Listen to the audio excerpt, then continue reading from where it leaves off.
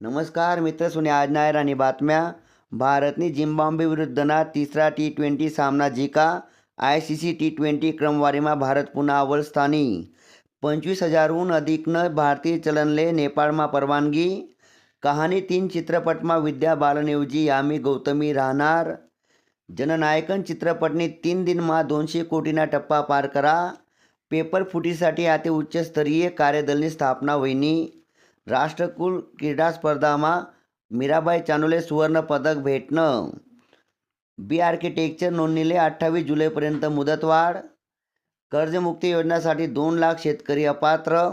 बी फार्मनं शिक्षण जुन्या अभ्यासक्रमानुसारच होणार. जायकवाडी धरण 53% भरणं. 8वा केंद्रीय वेतन आयोगासाठी 7 ऑगस्टपासून दिल्लीમાં बैठक होणार. आषाढी सोहळ्यानंतर पंढरपूरमध्ये लाखो वारकरी परतीना मार्गावर. पदस्पर्श दर्शनी रांग 15व्या शेडपर्यंत पोहोचणी. लोकसभाમાં केवळ 5%च खासदार तरुण शेतस.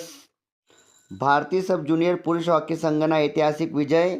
मन की बातમાં पंतप्रधानश्री नाशिकना जलक्रांतीना गौरव करा.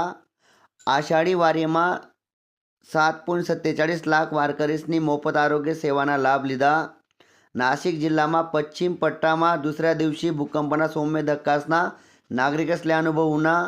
पुण्याમાં पहिलं 3D प्रिंटिंग स्टोर सुरू होईनं.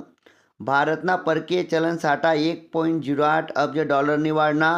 भारत नेपाळમાં प्रवासना नियम बदलणार.